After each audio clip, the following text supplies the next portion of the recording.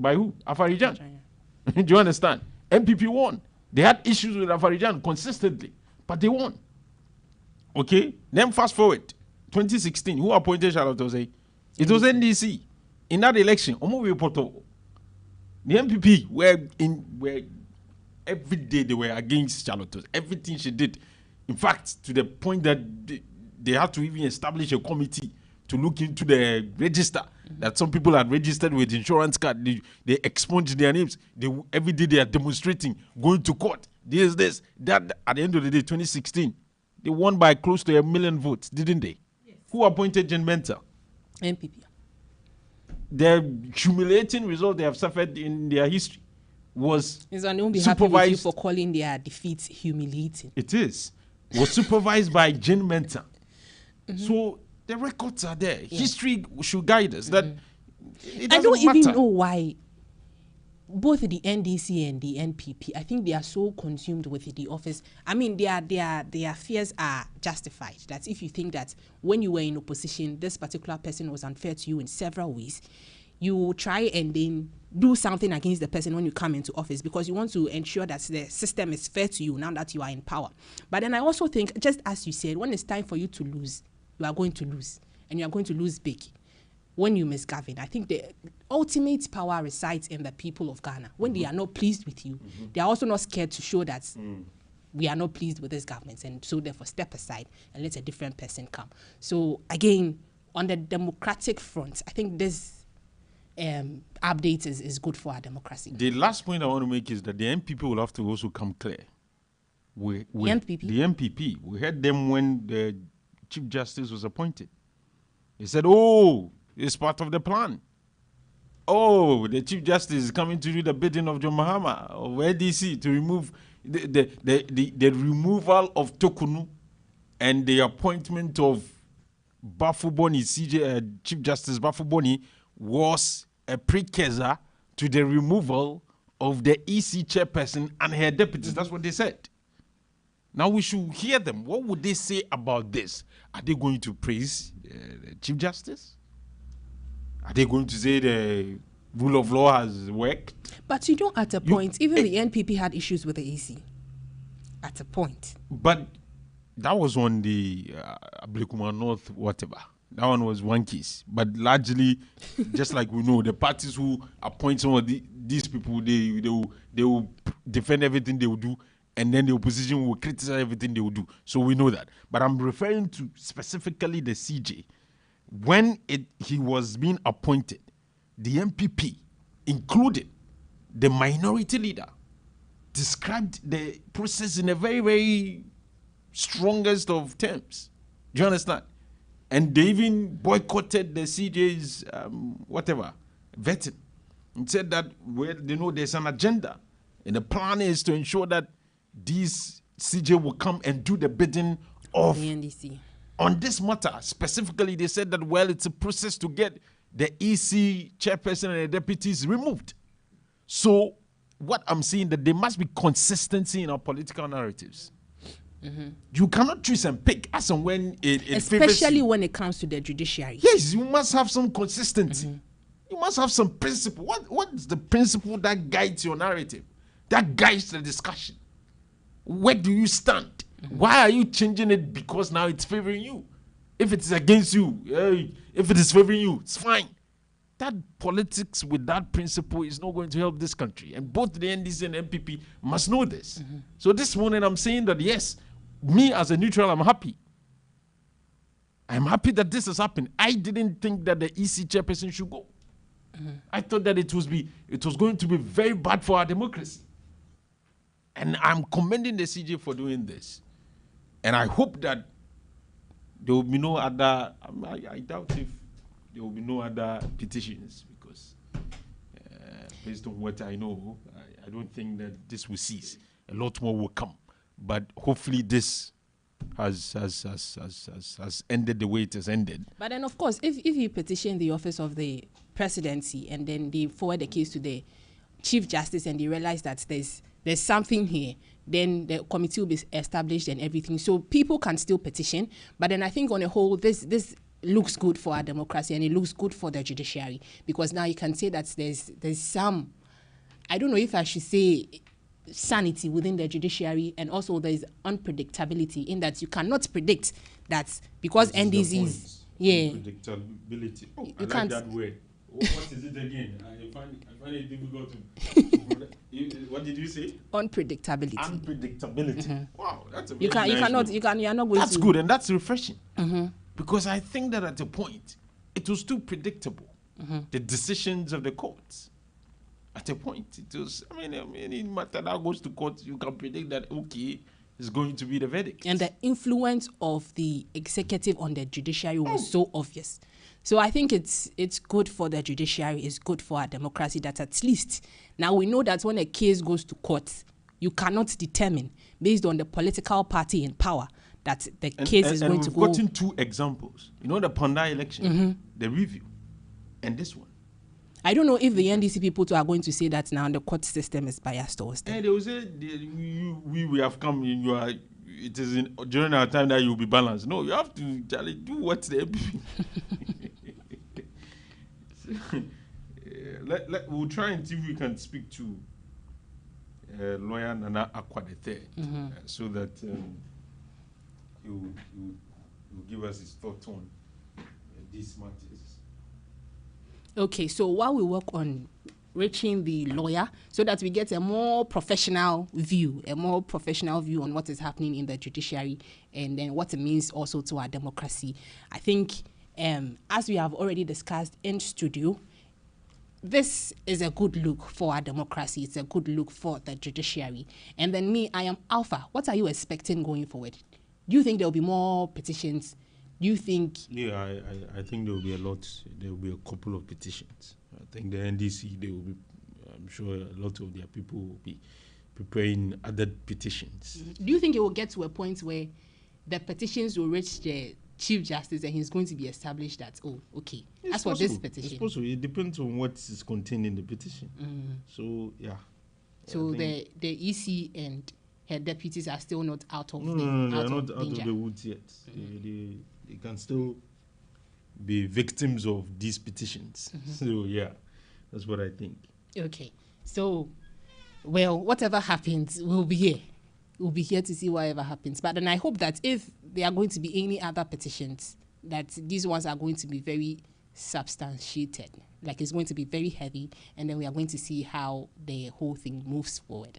But then, again and again, I keep on saying that I am very pleased with the updates, and I think people were also scared of what the removal of the Chief Justice was going to mean to our democracy. So I think now all of those people can rest, because there's no bad precedents as we were expecting. And so it is good for our democracy and for the judiciary as well. Do you have a lawyer? Oh, please. I'll go. Okay, we are still working the phone lines to reach lawyer Nana Akwa. I think we have him now. Okay. So, just like we said, we are going to speak with lawyer Nana Akwa III for his view on this issue that we have been dealing with. The issue of the CJ's reports, or the CJ's position on the issue of, or on the petition that was sent to the presidency, and of course transferred to him, that prima facie case has not been established. Lawyer, good morning and welcome to the Orange Sunrise. Well, good morning, Alfa. Yes, I hope you are doing well. Much better by God's grace. And yes, you? I'm good. Are you surprised by this decision by the Chief Justice? I'm least surprised. Okay. Now let's get into the issues properly. If you look at, I don't know, because of the nature of the petitions, we were not really privy to the details, but the Chief Justice position is that these are not substantial matters that should warrant the removal of the EC chairperson and her deputies. I don't know if you've seen, snippets of the reasoning behind the petitions and whether or not you felt you expected different outcome. Roughly, Alfa, thank you so much. I will extend my morning greetings to your faithful listeners, the chiefs in Ashanti region, my fellow colleagues at the Faculty of Law and USP, and my relations too. What I would want to say is this. Looking at the constitutional provision that clothes the Chief Justice with the authority to determine such petition on whether or not there's a prima facie case, it's an exercise of discretion which has been conferred on him.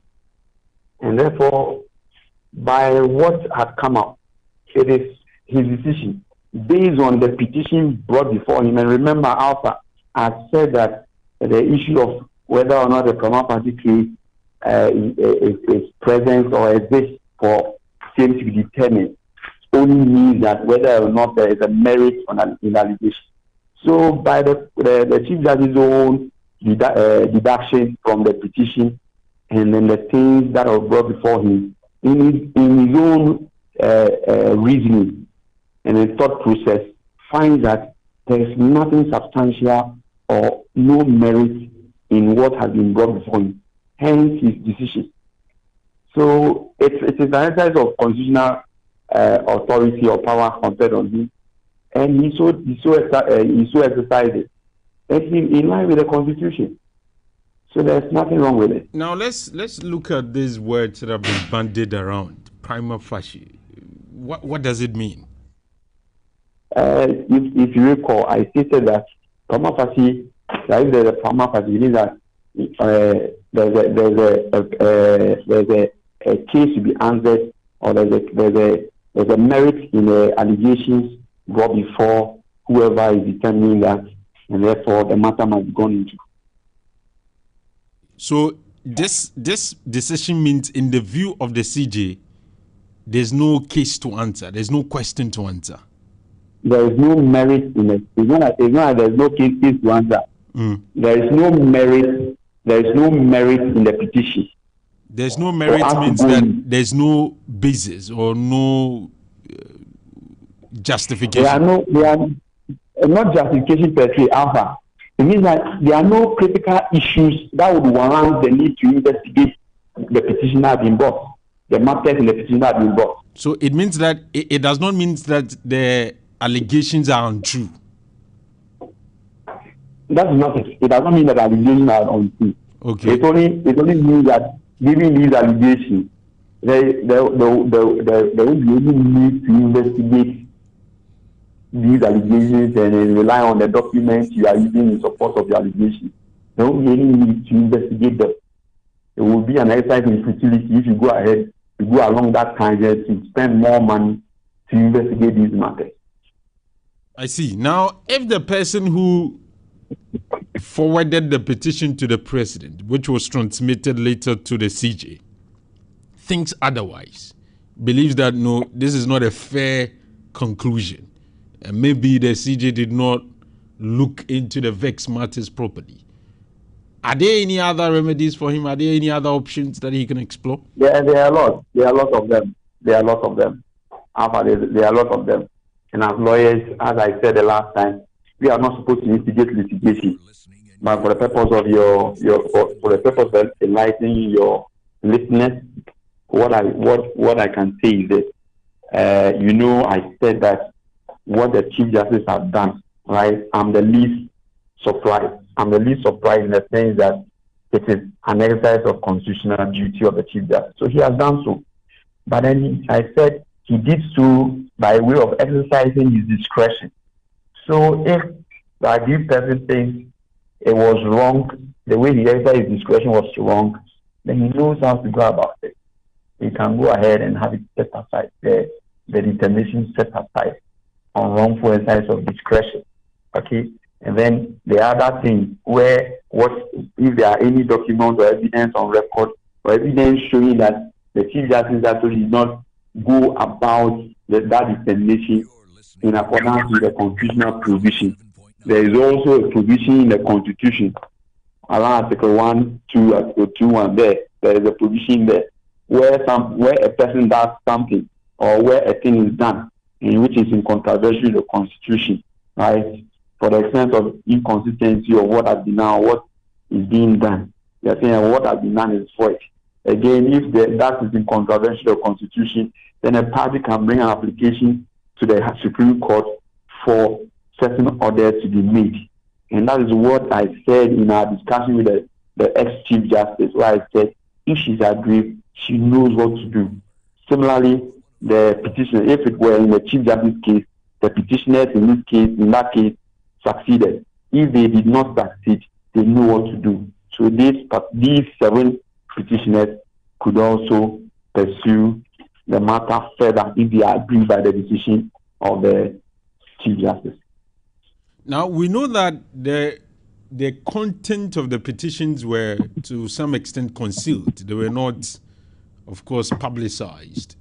Now, the decision of the CJ, will it also be in private or in secrecy, or it will be publicized for everybody to understand the reasoning for his conclusion or decision? Ideally, Alpha, as I had always been one of the proponents of the way these kind of investigations are carried out, they're supposed to be closed book, right?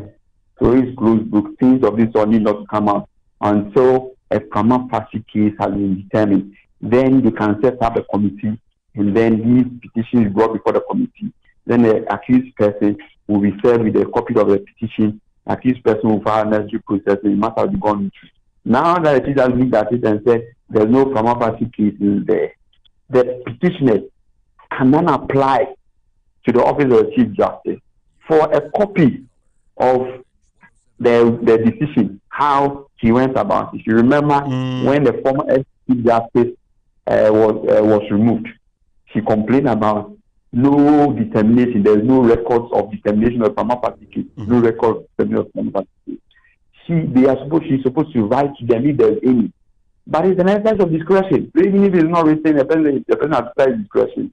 If you agree, go ahead and let us see whether for self determine whether or not the approach used is it just by way of just looking at it without deliberation upon it, without any investigation. The person has to be like this, no, there is no merit. Is that it? So it's for the accused person to pursue the matter if the person is agreed. And then it is from there that the content or whatever the Chief Justice wrote to the President, which the President received, and then the President, by a communique dated 18 February 2026, communicated to the public that this is the finding, and therefore they cannot be removed. Right? It is only when they go ahead and pursue the matter, then if you come before a copy will be served on them, and obviously if you come out looking at the fourth estate, you, the journalist, you'd always get out this copy once the parties are served with the copy. So we are waiting. But I'm saying that until a prima facie case is determined, a committee is formed, and then the petition sent up to them, these processes, that the preliminary process, will never come to our notice. And the Constitution has made it clear that this is supposed to be closed book. Because it will stay up so many litigations. Alpha, look at what happened in the ex-Chief Justice's case. Immediately, the President announced it, then there's a motion to injunct it. There will be interlocutory application just to frustrate the whole process.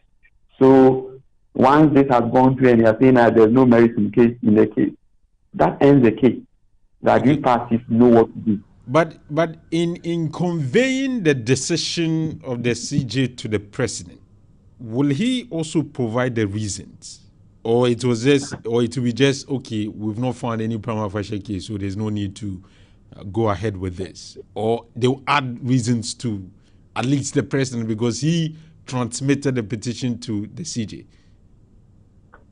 It was okay to hear that there is no prima facie case.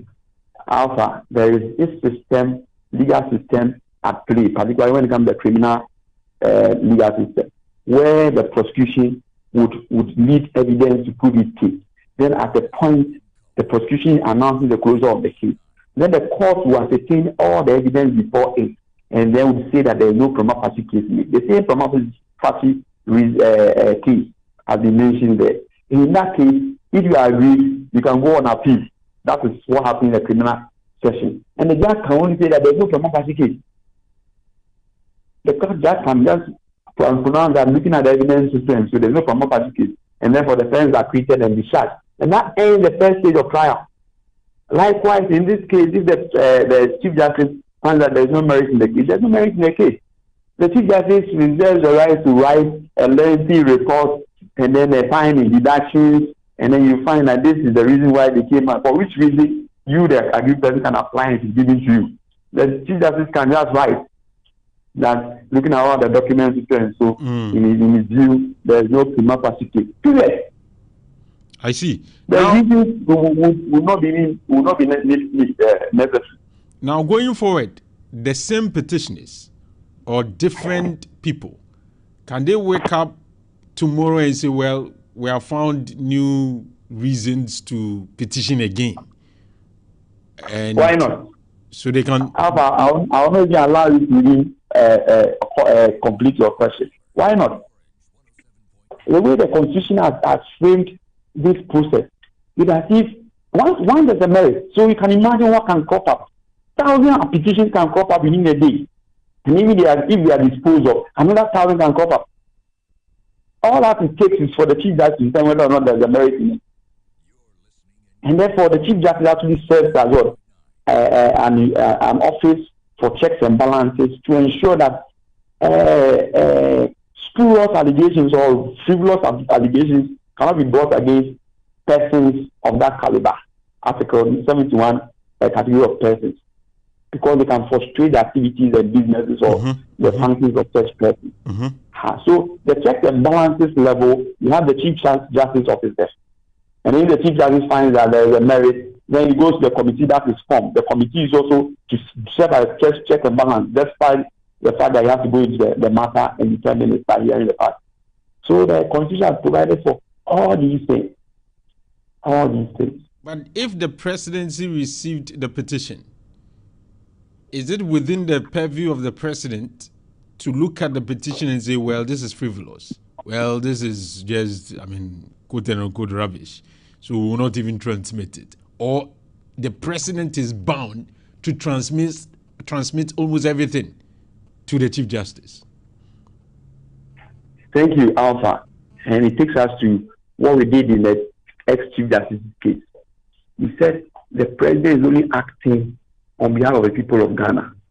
And he is only bound to refer the Chief Justice, because the Constitution we made for ourselves says that upon receipt, he has to refer it to the Chief Justice. He cannot determine whether or not there's a merit in it.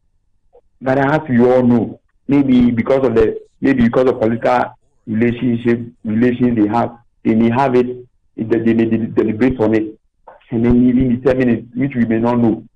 But it is not the duty of the president to determine whether or not there's a prima facie case in it, in a petition. But as I said, the president does not act alone. He has a Council of State he works with. So he might even have this document, right, brought to the attention of the Council of State. But ideally, by the constitutional provision which is expressly provided for, is supposed to be referred to the Chief Justice. It is only the Chief Justice who can determine it. The Chief Justice can even receive it that very day and say there's no merit in it. Now, finally, before I let you go, this morning my colleague, Janice Upuku-Ajuman, used a certain word, and I would like to use it to ask you a question. She said, it looks as if there's some unpredictability when it comes to the decisions of the courts and maybe the Chief Justice in this case. She referred to the Panda example and this one too. And she believes that is quite refreshing for our democracy. From where you said, how refreshing do you think this is? That you have a party in government that appointed a CJ and they have interest in this matter, obviously sent a petition, and it looks as if their interest did not materialize. In the Pandai case too, they had interest, but they lost. So some say, well, this is good for our democracy. This is what we want: unpredictability, and it's refreshing. It's good. What do you think about this? For me, that would be a political talk. Okay. What we have here is that in the nature of the law, is the nature of the law we have in this world. We are saying the law must be certain and also predictable. That is it. And therefore, when it comes to jurisprudence of the law, that is how the law is supposed to be. It's predictable. You cannot go to court not knowing what the law is. Mm.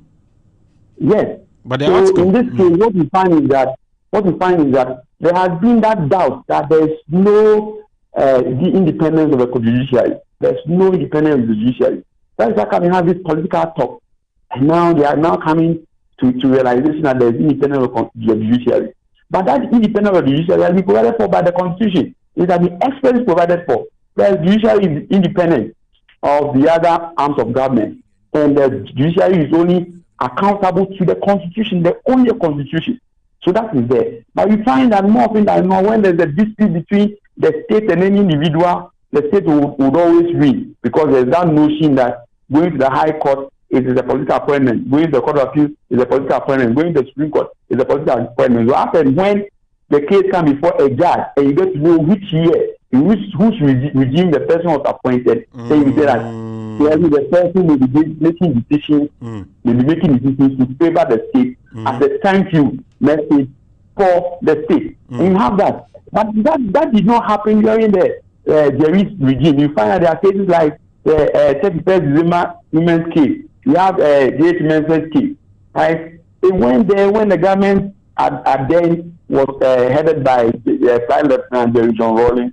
Yes, these people won. They won the case to show that the judiciary is independent of all the other organs of government. They are sure that they are actually protected by the Constitution. So they can independently decide cases without fear or favor of being removed or challenged by any of the arms of government. So what had happened is only an affirmation that we still have what? Independence of the judiciary, and therefore where a case came involving the political party whose candidate is now the president, we won at the Supreme Court. And now when there was a petition brought against the special prosecutor and then the electoral commissioner and then the deputies who were all appointed during the time of Nana Addo, the petition had been thrown away because there's no merit on the case. And it would have been wise when it comes to political thinking that once they are from the different political device, automatically they should be removed. Yeah. The CJ acted in such a way that all that you can say is that he exercised discretion. If you think he acted politically, prove it. For which case, I said the party, the big party, must pursue it. If they agree, they can pursue it to whatever logical conclusion.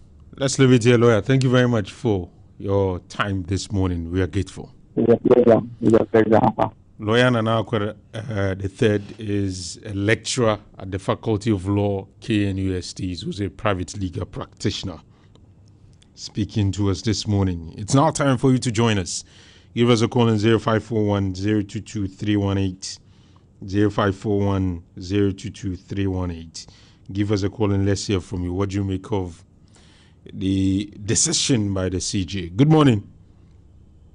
Good morning, Alfa. How are you doing? I'm good. Mr. Badu, talk to me. I disagree with the Chief Justice. The Chief Justice report actually did not give justice to the people of Chad. Those who did not have a representation for several years as a result of this EC leadership. The Chief Justice report did not give justice to the 8 lives who were killed, 8 people who were killed as a result of the provision of this current EC leadership, who, as they are part of supervising an election to a satisfactory to everybody, these people lost their lives. So is the Chief Justice telling us that we should let these people stay to supervise another election, to plunge this country to a war, so that when it happens, those who have diplomatic passports can just run away? and let those, the vulnerable people, the poor people, Chief Justice telling us that we should let them stay so that this easy leadership continue to give us several figures as the final result of an election, a general election. We are not going to let it slide. We are going to fight till the people get justice. We are going to fight for the safety of this country. We are going to, other than that, you see, what will happen is that the prosperity will get us. The next generation will benefit. We're not standing for the rise of the vulnerable, so that we can prevent any election that can bring this country to a war. Thank you. Let's prevent that. Thank you very much, Mr. Bedu, for joining us this morning. He's not happy. He's an NDC member, clearly unhappy, just like I said not long ago, that they are not happy, I know, because of this decision. But you can call me on 0541 022 318. Join me with your own view as well. Where do you stand on this matter? Do you agree with the Chief Justice? Do you have issues with his decision? Give me a call on 0541 022 318. Let's hear from you this morning. You can also send me messages on 059 39 32993 on our WhatsApp, and you can send us voice notes as well. 0541 022 318 is the number to call me on. What's your take on this issue? Petitions were sent to the president for the removal of special prosecutor and then EC chairperson Jane Mensah and her deputies. The CJ has looked into it, and he said that there's no merit. Good morning. Good morning, Alfa Ali. How are you? I am good, Solomon. I hope you are good too. I'm fine too. Talk to me, sir. Alfa, how do you read into the minds of the NDC? Oh, I know, but I know. Yesterday, when I read the news, I was very depressed. I was very sad. But we all promised that the president should do reset. So I think it's part of the reset process. I think in the past, these things couldn't have happened.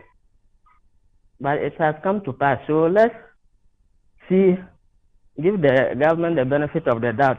And I also think that the petitioners, we don't know what is in the content of the petition. Recently, Dr. Randy petition case was thrown out because of technicalities. So maybe those that drafted the petition didn't do much diligence. That would have led to this conclusion. So as time progresses, we will know whether we will get good case for it to get good result, because the EC must go. How he treated the NDC, this verdict cannot pass. She has to go. Thank you very much, Solomon, for joining our conversation this morning. Solomon, another NDC member, completely unhappy about this situation, as expected. Good morning. Hello, good morning. Hello, Alfa. Yes, Kobe, meet you. Say, see, the will be never to and Nipano, we are guilty. Obama is guilty. So I read documents, I read near Mamma, the Abonina, when you're guilty. Argentina, so yes, Argentina, see, I had any Juma. So they say, Ama, Ghana for there. It's almost a day. The Bia case, Bia Kwana, the Bia Bo, that is a allegation. What that there?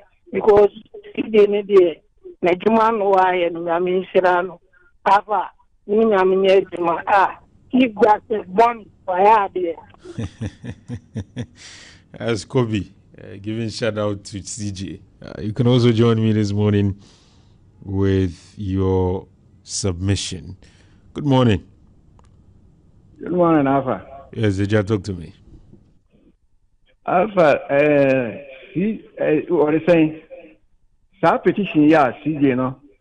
I pray out. Oh, say, now, Cassa will be a Cassa CJ, Nayade. Na, say, Africa, Hanno. Say, answer President be appointed into a high position, no.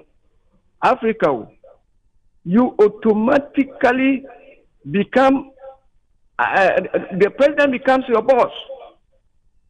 So, and you see, Jen and Quantity Sinodi, Emayo, President Nika, a president decision, National, once it was sent to the CJ, the guy CJ in the air. Okay, then you can't have politics. The president appointed whether a minister, a CEO, or what. One casa won't mean powerful and ye be that. We will won't mean find yet without consulting the president. Answer now, be ya with the Babon, to only president in the Belgian home. It is it's only the Europeans, and as a president man appointment, the president cannot interfere in his or her business. Only the Europeans. Africa, the president in your point too. Nasa Ukraine decision out there. One consult to president won't go to me that. It is a decision, a president, no decision.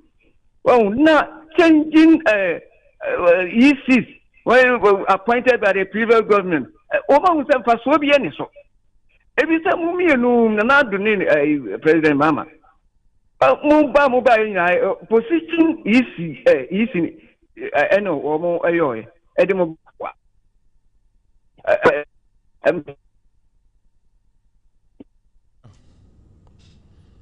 Hello? Hello? Okay. We've lost Teja, but Janice, I've just received a news card on TV3 quoting Martin Pibu, the man you said you would like to hear. He said, if my petition for the OSP to be removed gets thrown out like these three, it will shake my faith in the system. That's what he said. Good morning. Morning. Hey, Nigeria woman. Bakope. Ugo share Nigeria woman bakope. Ugo share hine timu gachi. Waba power nti u didn't vie. Nigeria woman. Oh. So yes, I want you. Mr. Teacher should show chira kwansa ozo show. Na uba power nti unga. Why? Mr. Deji. Betty. Aye. Ozo show nti unga na nzi. Ozo waba power nti unga. Wasuno wademure woma bimuda. Baje Mr. Betty say woma power bimuda. Bajo. Oh, yeah, me wamra popaso. Yo, ene mega jeno beba ho. Mi ti wana pe wajo njire ni zen. Yo, me mama efi munti na monte menkano. O mama. Oh, kafra. Me papa fi mu no na fi na mama so efi munti. Eye no pra me mu ni ebe ye no. Oh, kafra. Yo. Ene ni ntia. Mi ti o wana pe.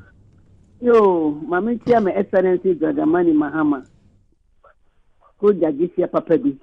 Waya die. Na me masamu a me de me kan. Ewo eye ta jaji ya asem yisegi. Ono won mo de asem no ekoye no. Iti se ekoye no. Won mo san pa kobiom. Won mo san tro foforo. No mo san fanko inki wom. So mo say inki nim. Jaji ni say inki no mo class no mo because ma me de one ne boss hwan e so mo nyinara. Womu free moko because womu buy any who we kura bra 2024 die kura mpo ya ba omi ababa kire se wadi choro ma mi kura so na ba ka asam kura mpo ama obi ati ase no taking long time adai won ko pa baby ntina president won nyina mo ntina se ma me ne die Only boss aside and woman now, one more was at the enemy now, woman now, woman, young woman in uncle. Mati. Woman buy a Shesenia, a drag and somewhere to see young crop where we are near the Adini now, Nejuma won't take Nejuma, a won't take. One quart napo for us, Umbra. That's it. And to crop on my deep in a coin, 1 more day. One more sign cotton, one more thing, one more sign, be a moment in that. One more come, nobody couldn't. You support to support one. Thank you very much, Nigerian, for joining us this morning. That's the view of Nigerian. So clearly, the core NDC people, just like we said, are very much livid. They are disappointed this morning. I've not heard from the MPP though. Interestingly, I've not heard from my MPP folks. Let me speak to another caller here. Good morning. Hello, good morning. Alfa. Yes, BY, talk to me. Alfa, why do we always want to discredit our own democracy? In one breath, somebody from the ruling party, so a member from the ruling party, let me put it that way, thought it wise that a petition must be sent to court for certain public officers to be removed. You see, these two offices, they are supposed to be autonomous. But that notwithstanding, they cannot also go contrary to the laid down principles. And people thought that they had a case and sent it to court. Now, I can say that the petition lacks merit. And the president is using his power to say that the case must be withdrawn or whatever. Why don't we see that as a true democracy? And maybe credit the government of the day. That is not about witch hunting. Or maybe as a result of political party fanaticism, that is why people are supposed to be moved from their offices. But people are insisting that it shouldn't have happened. This issue of political equalization, we should stop as people. If it happened during the MPP and it was not on merit, why do we have to repeat it? And if we should do that, how do we move forward with our democracy?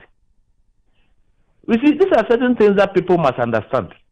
That what was wrong yesterday cannot be right today. And I tell you, the president has done the right thing. If indeed he will go to court and at the end of the day will not succeed, he has advisors. Maybe he's been advised not to pursue this case because maybe the case lacks merit. No, what is wrong with that? This one, he doesn't have to pursue. When he sent it to the CJ and they determined prima facie case, then the process will continue.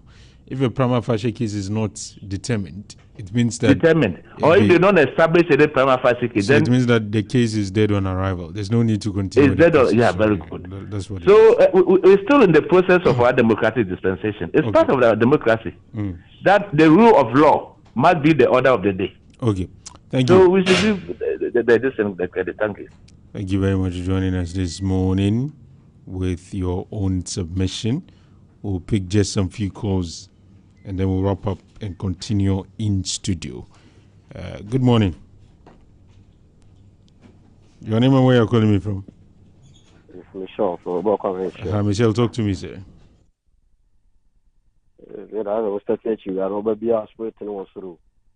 What's it? Is that? I'm saying, Grana, there's always tactical. There's a almost spirit go high and up. Like how I was starting an energy. Okay. I see. First of all, Komori Nagasano, I am interested because I think NDC number na I mean Jones issue what I say. All the way Nagasano, and I before castle like the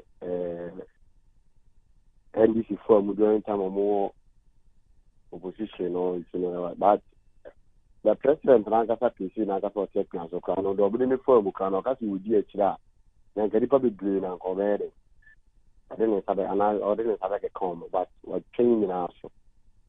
But I mean, I tell it to my kind of petition, you know.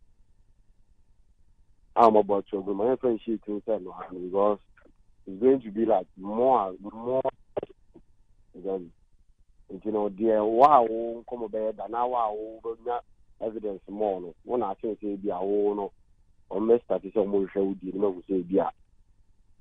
You bet my consumer, like I mean, you say more hammer, you can amount to my and your children. You know, I think the issue in the day, the GDC ever come once in the have a come once in the maybe say be like much so, but Mati. I will go I'm how you pijama. Thank you. Thank you very much, Michelle, for joining us this morning. Now, let's come in studio. Kennedy Minta is a member of the MPP's communications team. He's here. Kofi is also here. I'll engage them very soon. Good morning. Good morning, my handsome brother, Alpha One. Yes, political thinker. You are my last caller. Let's say. Yeah, you know, I think NDC, the people have masked their face with their political colors by saying that they should remove the EC and the rest because they were appointed by the previous government. But they are doing their job diligently.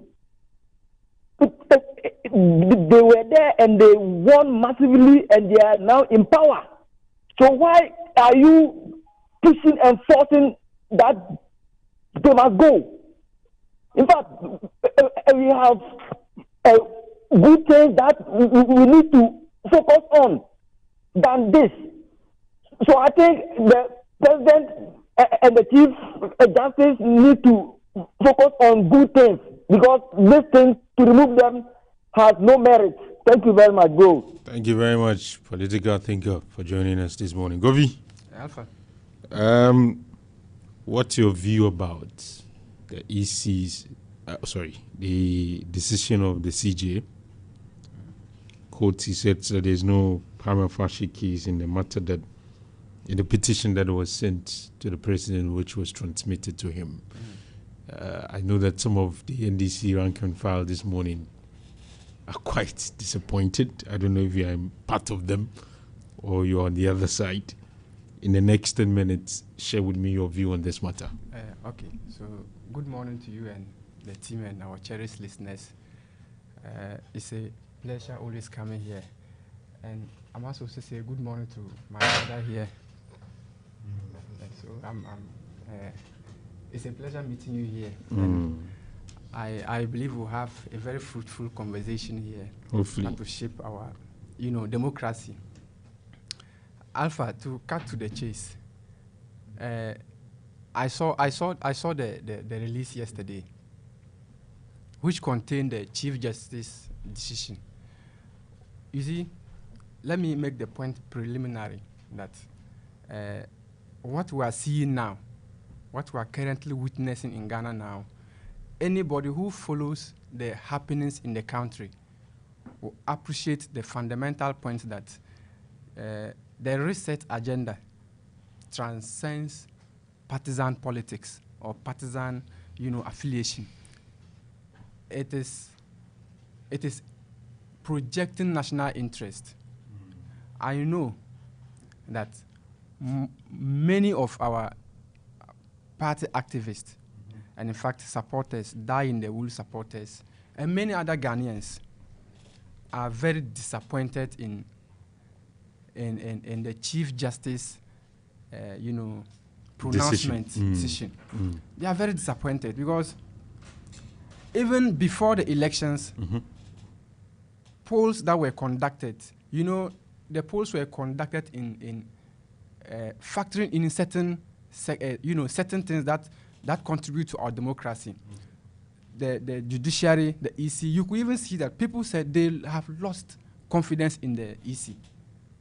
And even calls for the dismissal or the removal of the EC didn't start today. It didn't start just after we came to power. It started way back. So, we are governing a country, or we are building a country that will come to the point that we all will respect the rule of law, regardless of the outcome.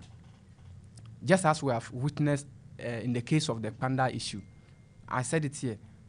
We respect the outcome. And I personally, I don't want to speak, in the capacity as an NDC representative, but I am speaking as a bystander going through what is happening, or as a citizen, because it wasn't a political move. It wasn't the decision of the party to remove EC and the heads of the heads of the office of the special prosecutor. Are you sure? Oh yes. Yes. Individuals may have made or might have made their pent up or expressed their frustration and their views about the Electoral Commission. But I don't think, from where I sit, that was the collective decision of the party. So you see, I want to tackle it in a way that I am speaking for myself and other people who share the same view. Okay. And I'm saying that it wasn't the decision of the party. When your party's national chairman said the EC is not fit for purpose, they must go. And if any country allows this EC to continue to stay in office, and I share the same view. What kind of country is that? And I share the same view, not because my party chairman is saying it, but because of the substance of, the substance and the conduct of the EC. I want to believe he was not saying it that the government, he was saying, because you cannot just wake up from bed and decide that. But when a man who leads a political party makes that comment, but that does not mean that. That does not debar him from making. Isn't that view a reflection of the view? But that does not debar him from the association. That is the interpretation that will be read into that. But it does not debar him from, expressing his own opinion about the functions of a public institution or the head of that institution. But I want to state that, you see, the Chief Justice explicitly has said that, or has conveyed his message to the President, that the petitions, at least 7 of them, the petitions did not disclose a prima facie case. In other words, the allegations that were leveled against or that were contained in those petitions, they do not meet the threshold that the Chief Justice will constitute a committee to investigate the matter, which eventually will lead to the removal or the reinstatement of the EC boss and the other and the special prosecutor. But I want to dwell much on the EC because let's deal with this one. That's what we've yes, dealt with. Not even dealt with the special prosecutor. He's who will come later. I respect as a law-abiding citizen, I respect the decision of the CJ. The CJ. But it does not mean that... you disagree? Yes, it does not mean that it's a clear departure from disagreement. No. I feel that there are traces of injustice that has been meted to the people of Sal. Oh. I want to read something here. Please do. You see, the letter that was conveyed to the president, this letter is emanating from the presidency.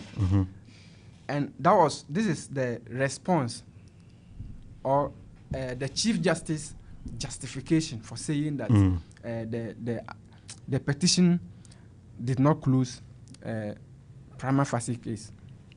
That while the allegations raise serious constitutional administrative questions, they do not, on their faces, meet the threshold required for a prima facie determination of stated misbehavior or incompetence warranting that a committee be set up to inquire into the petition, full stop. You see, that whilst the allegations raise serious administrative and constitutional questions, and my question is that I'm worried because it means it appears we are at a stage that we are all confused about we non-lawyers, my ignorance may show I'm not a lawyer. Myself, I'm not a lawyer. You are in good company. There's no lawyer here. So you see, it seems we are at a stage that we are confused about the interpretation of what do you call Article 146. Okay. Yes, because what stated misbehavior, incompetence, constitutional Infirmity of the issues. mind or body. Yeah. These are the. Tell me, Sal, a whole constituency denied of representation for 4 years. You're saying Article 42. Is this does this not smacks of incompetence? That's what you're saying. Yes. Okay. Article 42 clearly states that we all have the right to vote.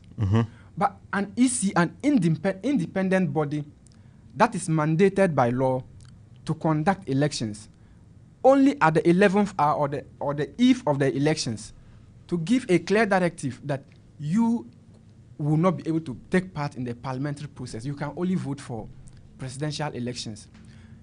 Eventually denying them full representation in parliament. Do you know what it means to deny somebody a representation in parliament? It means that decisions that are taken, look, is for me, that's an excommunication. You are not part of the country. Decisions that are going on, you don't have a voice.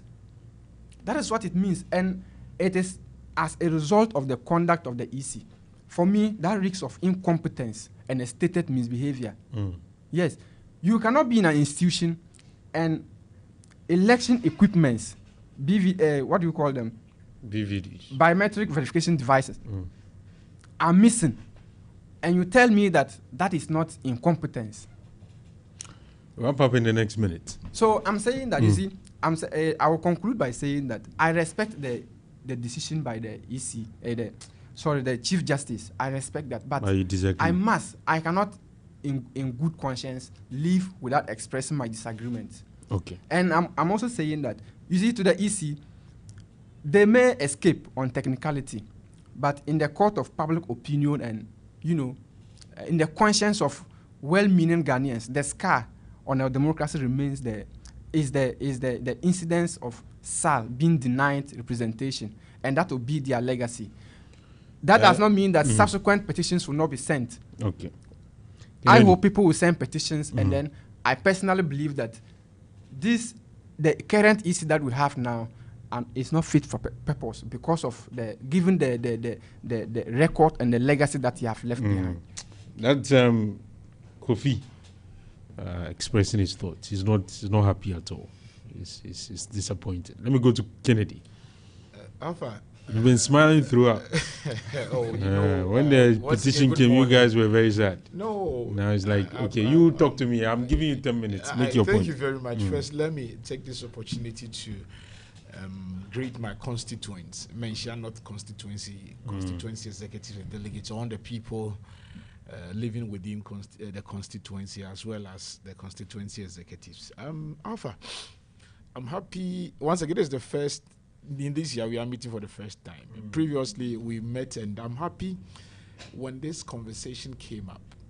Your platform was one of the platforms we used to express our opinions and views, and we had a lengthy discussion on this very issue. My concern, as you raise here, you see, I'm not a lawyer, but when a prima facie case is determined on a simple understanding of the ordinary Ghanaian, it states not enough or insufficient evidence in a case. So if you have a case that the evidence are insufficient or are not sufficient, what do you do? In any case, you see, let's go back or let's look at the chronology of these whole petition against the EC. You look at the person who sent the petition. I recall when we were talking about this last year here, I raised a whole lot of issues about the petitioner, Ejumaze Blankson, the interdicted staff. One of the petitioners. It was 10. But his petition made the waves and headlines. Because he publicly spoke about it. Beautiful. You see, now, when you listen to Ejumaze petition, your sister station, when he was being asked simple questions, he failed to answer clearly shows that he himself doesn't even know what he is doing, and his credibility is at stake. Now, let's go to the merit. I also heard the Kofi or who? The general, not Kofi. The general secretary. Okay. General secretary on several platforms has expressed his opinion that the EC needs to be change or vacate. They are not fit for purpose. Good. The question I will ask is, you see, in matters of law, it just don't, when you take case to court, yes, the law is there, we apply common sense, and you, the individual, your persona, your demeanor, your actions and inactions is also factor in this verdict, the verdict that comes out. Why am I saying this?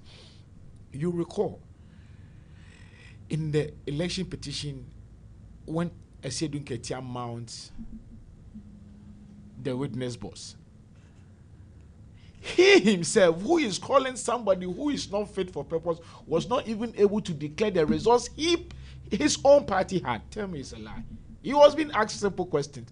What did you, Esiedun Ketia, what did your party had in the just ended results that is 2020 results you are challenging? He said, my lord, I did not bring that to court. Is it not astonishing? Is it not surprising? And you, the same person that you were, even when you went to the court of law to challenge an election results, you could not even have evidence to challenge it. Let's put that aside. When he went on his tour in the quest of becoming the national chairman, what did he tell his party faithfuls? He told them, his EC people, led by one Rashid Tanko, I've also seen his statement this morning, but I'll come to that. Rashid Tanko was in charge of IT for NDC. Now he said we shouldn't use the doctor because it's not rightly earned. So Rashid Tanko. He was deputy. I'm talking about his doctorship. Okay. Yeah, that is why I've called him. Maybe someone, why are you calling him Rashid Tanko, but you've taken off the doctor?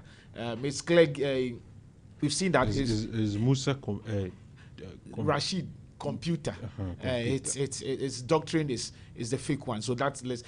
Esiedun Ketia told his people in his quest to become the national chairman, said when he went to court, the party was not able to collate their 2020 results. Alfa, tell me. Said that. Thank you very much. That is why I like you. You say it, that is this. So this same person turning around, what is your locus? What basis do you have? In any case, again, I've seen NDC people talking about trying to make comparison of Charlotte Osei and this current EC. I find it very sad because they are comparing apples and then oranges. Two different issues altogether. Why am I saying this? Charlotte Osei herself added her petition that her two deputies should be removed. And this is not the first case. In 2021, Karen Crunchy, we come to that. There are so many petitions that have went on that challenging the removal of Charlotte, but it was thrown away by Nana Akufo-Addo era. So we shouldn't make it as it has never happened before. This morning I heard you reiterating that point that this is not the first time, and I'm happy for that. Now again, the problem we have here as a country is NDC. Sometimes the propaganda, the populist is too much. They don't speak to issues. They don't speak to facts and figures. This morning, I also heard you interview one law lecturer. When it comes to law, I'm careful because I don't have the law, so sometimes we speak from our pocket law. What is it? A whole chief justice that the NDC believe he is fit for purpose. The NDC believe Tokono is not fit for purpose. Get a case, presents the fact, and he said there is no prima facie, meaning the evidence are not sufficient to remove somebody from office. Now, cleverly, NDC people now trying to turn the horse. Oh, this is a reset agenda. This is in one breath it's a reset agenda, and then they are happy the court is independent. In another breath, they are disappointed. Why this double standard? But what is your position? My position because is... you two my said... position is you one. two said that the removal of Tokunu and the appointment of Justice Bafuboni was a precursor to the removal of the EC chairperson and her deputies. Yes, you made that point we made as that a political point, party. Yes. Do you still stand by that? We stand Have by. you changed your position? We've not changed our position. We still stand by it because one, prior to the general elections, I gave you the statement that big whips, in fact, executive members of the party said. I gave it to you all here. Their national organizer, Jamin, said it when they come to power, they make sure EC is gone. Now their current, I don't know his new portfolio they've given to him, their assistant secretary, Mustafa Bandi said, they make sure when they come to power, EC is removed. Esiedun Ketia said the same thing. Fifi Kote said the same thing. And yesterday I listened to him, I've forgotten his, I probably call him DJ Boy Choboi. No, its name. Otukono. Otukono too said the same thing. Look at the big waves in NDC.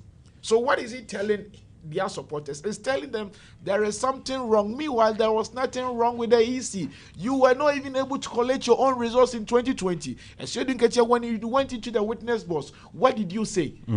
You said you did not bring the results, and when you went to meet with your people, you said your own party were not even able to collect the results. So as a party, you are not able to collect your results. You are not able to do what is rightly expected of you to do. You turn around to blame the EC. That what has he done? He has treated unfairly one breath. Were you not in this country when NDC were invited to by a partisan IPAC? They rejected. How many times did not reject it? Come to IPAC, let's have lengthy discussion on the way forward to 2024 elections. You take an entrenched position and say you will not go. The fact that you are not going, though you are a major political party, it doesn't mean IPAC meetings should hold. So what I'm saying is, NDC knew they had nothing. It was just to, I just don't want to be charitable here. It was just to please their base that this is it. And unfortunately, when you go to the law courts, as Tokono said, the law is the law. Okay, that's the view of Kennedy Winter. I will do some few minutes of battles and then we'll make progress. Kofi, in the next 3 minutes. You see, I commenced my submission by saying that I do not want to turn it into a political football, in the sense that we are on a reset agenda that, goes beyond political or partisan interests. We are projecting national interests. And so whatever an independent institutional body says, we go by it. But it does not mean that we will just obey without questioning the outcomes or their pronouncement. You see, my brother sought to make the argument that the petitioner, the one who, yes, he used to, one of the petitioners, yes, one of the petitioners, that he didn't even know what he was doing when he was interviewed and, questioned on certain matters. He didn't even know what he was doing. You see, the whole issue is about substance. It is not about the form. The person's inability to answer questions, for me, has no bearing on the petition. But clearly, he didn't have substance, according to the CJ. According to the CJ. His petition, in addition to the others, didn't have substance. But I'm saying that, no, I want to make the point that the person as an individual has no bearing on the form. On the content. Yes, on the... But I'm saying that in this case, in his view, both the individual and the content did not have substance. But it doesn't mean that other petitioners also cited the case of Sal. Didn't a whole you see? In the view of CJ, all of them didn't have substance. And so that is where I have problem with. Okay. But because I don't want to make it look political, because we all, you see, the reset will affect everybody. We all agreed that the country was in a mess. The country was thrown into a confusion by the MPP government. So it behoves the NDC government to come and put things in proper order. So when we all want to put things in proper place, it may not sit well with others. But because we are all in it to fix the country, we all have to just, come together and obey or, respect decisions of independent bodies. So I'm saying that I come back to the point that I still have issues with the verdict of the Chief Justice. Even though I respect it, I respect the outcome with all due respect. I respect it, and I respect him as a person. But his case that, or his point that there is no prima facie case, is what I have issues with. Because you cannot deny me representation for a whole year and tell me the one who was supposed to do that according to Article 45, the EC it is their lawful duty to conduct elections, compile registers. So if this body denies me representation, and you tell me that the head of that institution does not have a case to answer, it's a cause for worry. Let me go to Kennedy. Kennedy in the next 3 minutes. Quick one. On the SAL issue, let me help educate, not educate, but put the records. You see, the statement is there, I'll forward it to you, but where I want to... Statement by who? EC. Why SAL was denied the right to vote in parliamentary elections here is the point 4.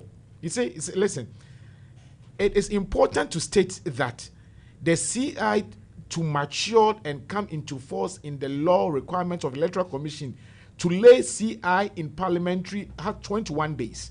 And the point says, with parliament on recess. Now, all what he's trying to say is, the Guan, we know Guan, SAL is under Guan, and the constituency was laid in parliament on the, where is it? Okay, because of the time, I'll rush it. It was 6 October 2020. And in 2020, it went again, after the process on 9th November, you see, before a case goes to parliament, we have the first reading, second reading, and the third one before they accept. I'm rushing, so forgive me on that. All what it say, SAR, at the time, parliamentary was supposed to document or accept SAR to be part of the parliamentary votings. That 21 days has elapsed, and Parliament also on recess, and the CI hasn't been laid. Let me forward it to you. His argument is that... No, I'm coming. Let me. His argument is that the EC, the people who work at the EC, they know the processes that you need to follow for something to become law.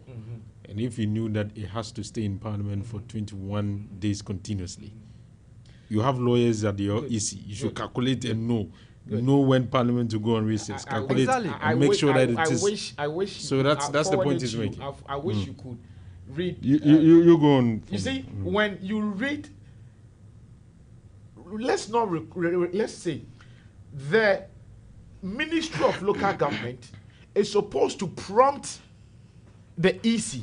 What I'm saying is, they say the SAR case, it doesn't have insufficient evidence, because if you read what is here, it tells you the evidence that the petitioner added does not fit for purpose, because clearly the rules and regulations or matters relating to why SAR people were not allowed to vote, it's clearly stated here. You see, pardon me. You go on and make your point. Yes, so the point I'm making is the prima facie that Bafoboni, his lordship Bafoboni, is clearly, and it's without blemish, because he himself knew, he knows the law, and the law is clearly stated under the EC. So he's right. He's very right, because the process that they were allowed to make SAR vote, they did not reach, because you see, I'm rushing. I needed to. I'll give it to you so that at least you, in case it happens, you know. So it's not that the EC has their foot, and that is the problem I have with the NDC.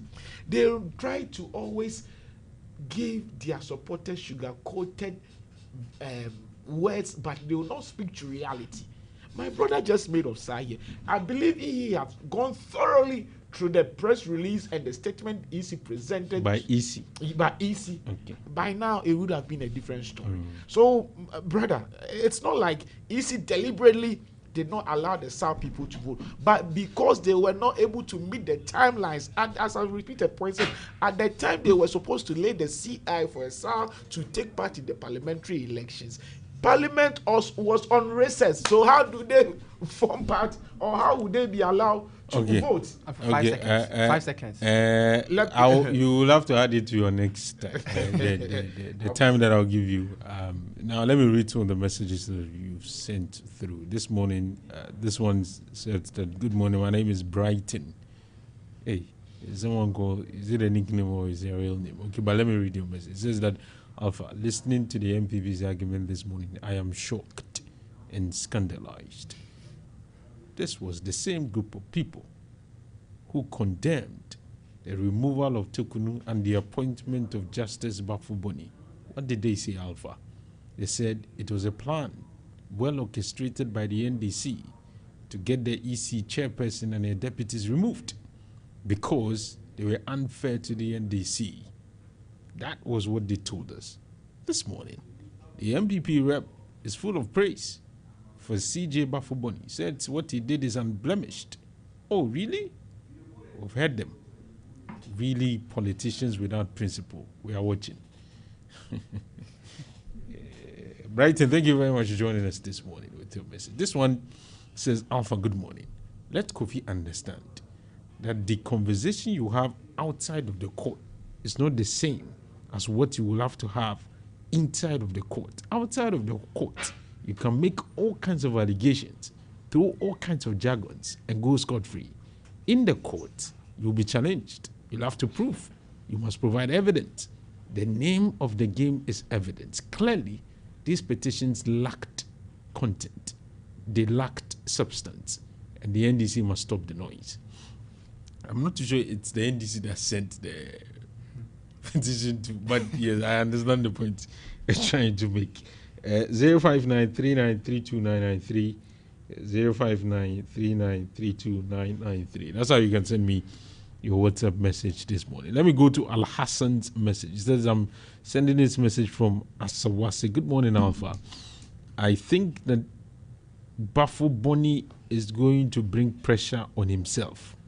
The grassroots is not happy this morning. The NDC is really disappointed. And if care is not taken, they may put pressure on their leadership, and that pressure might be transmitted to the CJ. The CJ should have done the needful rather than trying to... Okay. Thank you very much for joining us this morning with your message. Let me go to Kennedy. Alpha. There's another matter that I've unfortunately didn't add to, but it's a topical issue about Cocoa Board. the executives have reduced their salaries. Maybe in the next, in your last 2 minutes, you can add to you can choose to deal with that. But Fifi Kwete has also been speaking. Mm-hmm. He believes that there will be some reshuffle, and some ministers are not really happy about that. But he thinks that they will have to make some changes. Box this two for me. What's your view on? Thank you very much. You see, we politicians sometimes we learn, other times we don't learn. The reason why I'm saying this is that minority, we called that the EC, and I'm happy again. This matter was also discussed lengthy here in your studio with you and I. We called that Mahama. When we saw how things will go or how things are going, within 6 months he needed to do reshuffle, and this, yes, and because we knew it was there is much ado about nothing. Open your phone like your own NDC. Dollar is down. That is what the minute. Inflation is down. Inflation is down. Dollar is down. How much? Unemployment is marginally down. Interestingly, yeah, these are just last month, 7th February. Max, okay, I'm not even going there. Alpha, what is the state of the 133 shift job? Yet to come on stream. And a flagship program 1 year down the lane. When did NPP implemented its flagship program? In September 2017. 1 year that we are in 2016, 1 year down the lane, you've not even 2026. NDC, your flagship program 133. So they are putting measures in place. Well, we live to see. They have established. Did you hear what Swift Kote himself said? What did he say? He said 24-hour economy is not just a day or a night thing that you just get up and say you are. It takes time. Is that not the truth? So you mean to tell me they not plan for it? Their blueprint wasn't there. Everything wasn't there. You see, that is why I keep on NDC. They were so desperate for power that days. Let's go all angles. I'm coming to why I'm saying that. Let's go all angles. Let's lie to the good people of Ghana. Let's deceive them. Exactly. Let me start with Sam George. In our local, he has to be changed. I'm coming. In our local parlance, he was named Samjata George. Now he's Sam Okra George. He's nothing much ado about nothing. He's nothing. He's. What has he done? Let me start the reason why you mean to say he has not done anything? What has he done to me? Okay. Let me start. The he reason has reduced the prices of DSTV. Jesus Christ. How far you are going there? We had this DSTV. See, I use Compact Plus and I pay 537. It's just that it's the package that has been upgraded, not that's more value for the same that's amount. Not we want that's value for money. No. Listen, you told us with black and white. Let me calm down, because when it comes to these things, the way you deceive Ghanaians, I begin. But let me try and calm down. You see, look, Sam George told us in plain language, we don't need anything. All what we want is, read my lips, reduction of prices, not increment of packages. There are two things altogether. He stated in his press conference, and he was arrogantly, I'll use the word arrogantly, said he is having nothing to do with unless they reduce their prices. I use Compact Plus and I pay 537. It's just that when they saw it, and funny enough, DSTV do have package. When getting to Christmas, it's someone who has used DSTV for a long time will testify what it getting to 3 months, they they do this promotion that when you are family, they will move you automatically to compact, and you are compact plus, and if you are compact plus, they will move you to premium. I use Compact Plus. I pay 537. So it's just my package. Were you giving premium? No. Or you were on compact? I was on Compact Plus previously, before this their promotion came. Now you see I'm going by his words. You said one.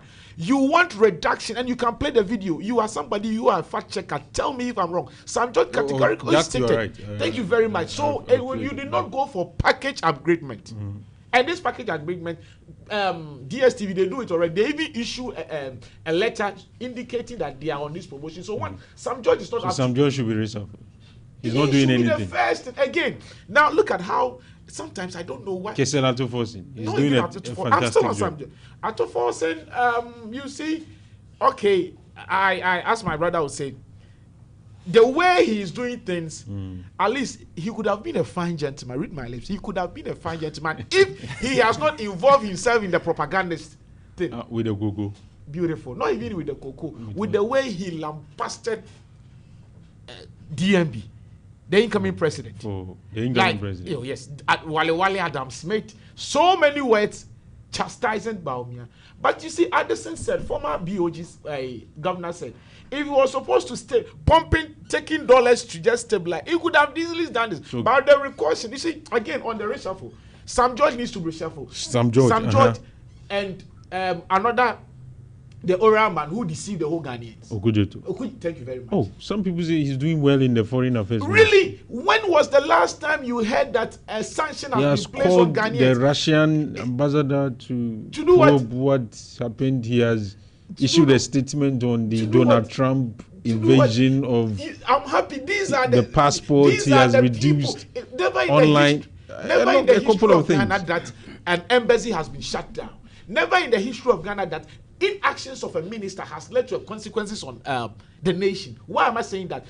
Okujeto Ablakwa did not get time. You see, the way the youthful exuberance in him, I thought by as a seasoned politician, he should have matured and not to mingle himself with propagandists. Now, come let me learn. Propagandists and then this populist activity. Because of any actions, what happened? You enter into an embassy, thinking there is a contract, you don't even get your time to look through the contract, and all of a sudden you say, I've shut down an whole embassy. Do you understand the rules of engagement and international relation diplomacy? Does he really understand? It's the same thing that happens to Sam George. Sometimes he just went, this Russian guy who came to this, excuse my language, this nonsense thing, it just went on air. We are going to make sure you extradite the Russian. Meanwhile, Russians do not extradite their citizens. You should get time to study and forget about this. Stop this populist in the nation. Sam George needs to be reshuffled. Okujeto needs to be reshuffled. Eric Opoku, where is he? He has suddenly gone. Minister for Agri. He Where has is he implemented Akukon Gitingitio. Prices of food are coming down. Bags Really? of maize. Now it's Alpha, around you are a 200, fine 300 gentleman. If you don't take care, I'll forward you a picture. A gentleman went to a drum market and shouted, if you look at his face now, I tell you. Yam is over. You see prices of food, and what is their purchasing power? Are people able to buy? Don't you see the videos round? Maize, farmers are crying their maize. Bogo is not doing a good job. What is he done? Somebody, I was expecting him to stand in and explain this cocoa, but rather look at how he was. The rush to defend some Jemfi's cocoa's Sammy Jemfi's gold issue. Now he has from what I hear is now that he thinks you and I know the cocoa has been shifted to foreign ministry. So Ministry of Finance. Ministry of Finance. Though he's just like not. You see, Eric Opoku needs to be reshuffled. Sam George needs to be reshuffled. Okujeto Ablakwa needs to be and gender minister. The woman. Some people are. You see. Those on the silent, quite who for me, who in Mohammed's government you think I'll praise, if not this recently these lapses or issues, I would have praised my mention his ministry, the chief way, majority chief way, Dafia Mapo, Minister for Roads. No, Kwame Aguja. Aguja, thank you. Aguja routes. Okay. If not for Swami interchange, I would have raised his performance. You think he's doing well? Oh yes, doing. And also Haruna Idrisu. What do you mean? Oh, good. Now Muntaka, fantastic. Interior fantastic. Okay. Because look at the response that he made when there's this Muntaka fantastic. They will say because Muntaka is quite sometimes from Ashanti region. No, I know. You see, I have close this. To Napo. You are from Manjano. I know. Okay. That is. You see, your good friend on another platform. Okay. When I made mention of Muntaka, he said, it's the same thing that they are friends. They are friends because I'm a Shia. He's close to and. Ato forcing, I've already said he's forcing. He's not forcing, but he's he's managing. And but for Okujeto, no. Sam George. Those people, if there is red card, you have to be shown red exactly. Sack them. Not even exit is even charitable. Exit is even charitable. They should be chased out. They have to be booted out. What have they done to the foreign ministry? You go around saying passport issue. Look at passport issue. Online application, isn't it? My brother, is it true that what has he done? Your own NDC people are even calling the heads of Okujeto, Sam George, Eric Opoku, and others. Let me go to Kofi. Alpha. Reshuffle. Who should go? Who should stay? Yeah. But I don't want to leave without debunking that claim or making a response to that claim. Which on the what do you call it? The first the SAL issue when he read the statement. You see. I'm saying this on authority that nobody can convince me, even though the outcome has come already and we've accepted it. But nobody can convince me as a Ghanaian that this thing was not a well planned, calculated, and shamefully executed. The SAL issue by EC. Yes, like for what reason? As you said, what will be the motivation? As you said, the EC is mandated to do that, and the local government. And they recommend to the president, the local government, to do that. They should have calculated all these things. So for me, it was completely incompetence.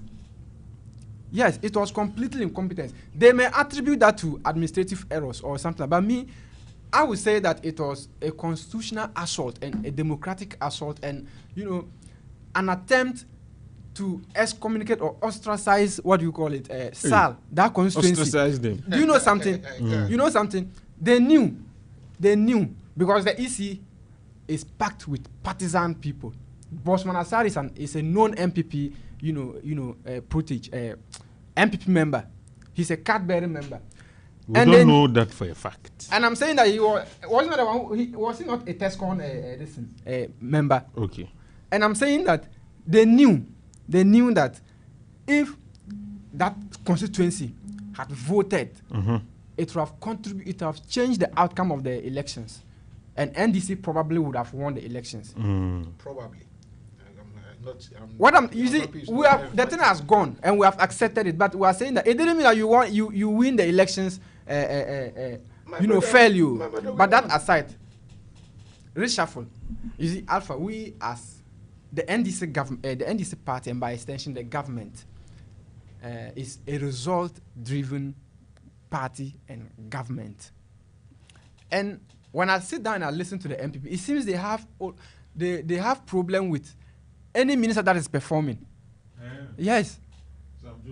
They have problem with any minister that is performing. Oh, but he said for Atufos, it's okay. He's doing well. He's doing that just to make the thing look. He said Muntaga is doing well. Haruna. You see, psychologically. Alpha, psychologically. But Sam George Okujeto. Psychologically. Erigobogu. We have. I always call something in lying intelligently, or maybe you are hating somebody intelligently, because you have to make the thing look like you like it's the fair. Person. So you have to hate some people, or maybe hate may look some way, but to express the point that some people are not performing, but to cover it up and present it like nice and authenticate it, you have to at least praise somebody. But it's not all ministers that are doing and I'm saying that some are not doing well. Some are doing well, and some are not doing that. Do you think Erigo is doing well? He's doing well. What has he done well? In fact, I'm saying that we are talking about reshuffle, and I'm saying that when we are doing reshuffling, and as I said, NDC is a resource-driven government, we want to focus, service or renewed energy to some sectors. Okay, some sectors. We want some people to also send their expertise to some sectors, and also, what do you call it? Expedite their service delivery. Make the place, like the way they have been able to develop their places, they carry that same expertise to the same sectors and also contribute their quota to the sectors. So reshuffling necessarily does not mean that somebody is not performing. I admit that there are some ministers that their work leaves much to desire, but like who? I'm saying that there are. No, like so far, those that have access, they are doing well. They are doing well. Does that include the Agric Minister? Agric Minister is doing well. Transport Minister? Oh, they are all doing well. Finance Minister? Hey, Finance Minister, I thought he's forcing. Communications Minister? They are all doing very well. So everybody's doing well. That is what I'm saying. That you see, so that means there's nobody who is not doing well. No, but that does not mean that if everyone's doing well, that does not mean there should not be a reshuffle. Nobody has monopoly on wisdom. Okay. So you have performed so well in your sector. Let someone also come to contribute. We so far we appreciate the status quo where the country is commendable, but we are not in for complacency. So we are calling other people to bring in their expertise to heighten the development. Okay. So reshuffle does not mean that somebody is not doing well. Like I said, yes, some of the ministers have to do more. You understand? Some of them have to do more. Like who? Other places, other ministers are there. Which are? And I'm saying some have to do more. They are playing to the semantics of CBK when you want. Some have to do more, okay? But so far, they have all performed very well. So like other places. Some are doing very well, but some have to do more. You see, when you ask him where, how will you able to mention? No. He said other places. What other places? How will you able to mention? He's in his own government, so he knows his people are not working. You were mentioning. Sam George, it is no news that you people have been you people. For what purposes? Sam George is performing. In what way? You see, you always bring you told Ghanaians that you reduce. Kennedy, it is his time. Allow him to flow. You understand? This is your time. You understand? They always have that. They always have pension for and I know it's because of the way Sam George, Sami Jemfi, they lashed them. When we're in opposition. We last you people when we're in opposition. You see, so they have carried that kind of into opposition. So you see, so that it's a personal vendetta. It's a personal vendetta. So it's always driven by personal agenda. So, but these people are doing fantastic. They are doing very well. So we want to reshuffle. Your last 2 minutes. There's also an issue of those who are holding government positions, but want to double it with party positions. I think the General Secretary has been very blunt on that. Yes, But some think within your party, this will not augur well because our best materials could be denied of the opportunity to serve the party. I don't see it that way. You don't see it that way, okay. Alpha, you see elections, like, we are fighting, what do you call it? Recently, we are fighting inducement when it comes to election. I know people holding offices, they are exposed to resources. And so that can, in a way, influence outcome of elections. And also the party has activities that ought to be run or managed. So I perfectly agree with the NEC decision. When people say General Secretary decision, that's why I have issues with. General Secretary cannot just sleep and wake up on one morning out of his own volition and says that when you are coming for, if you know you have interest in running for office, party office, you have to resign. No, it was a NEC, and NEC comprises a lot of people. In fact, regional executives, they are all part of NEC. And so it was a collective decision. The party knew that this will inure to the benefit and get the government running at the same time, having party activities running, so that nobody will assume two positions. And it is also, and where I agreed, where he said even though people had issues with the wording, the way he put it, that to reduce the level of greed. You can't tell me that you are a CEO of an organization, and at the same time you want to run office as a national chairman, and you are holding two. Release one. Let us tap into the untapped expertise. We want to tap into the untapped expertise of other individuals. There are thousands of people with so much knowledge that the country or the party has to benefit. Thank you. Okay, so end it for me. The cocoa board. The cocoa board in a minute. Yes, so the executive, the management has decided to engage what we call salary cuts. That is to say that we think of the cocoa farmer. We think, in as much as we inherited the issue, we are committed to fixing it. You understand? So, we I commend the messages. This one said, the cocoa board management. Good morning, Alpha. I want to know the opinion of Ghanaians. Is he trying to protect the fair work in our democracy? Okay, the message is not very clear. But let me read this one. This one says that, hello, good morning. Alpha, Mr. Badu can also petition for the removal of the EC chairperson and his deputies if he is not comfortable with the developments. I think it was relating to what a caller said. That was Kelvin from Kenyase. Okay, we can't read a lot more messages. Thank you very much, Kennedy Minta, for joining us this morning. He's a member of the MPP's communications team. He's an executive. You are an executive of the party. Yeah, constituency youth, deputy youth organizer. He's a constituency deputy youth organizer for MPP in the Manchia Manchia North constituency. Kofi Asha is a member of the NDC's communications team. He was with us in studio this morning. I was with Janice Opoku-Agyemang, who brought us a fantastic analysis of the CJ's issue. Mark Waja ensure that we are live on YouTube and Facebook. My name has been Alpha Ali. I just want to tell you, see what we have done. It means tomorrow we'll do better. Have a very good morning. Thank you.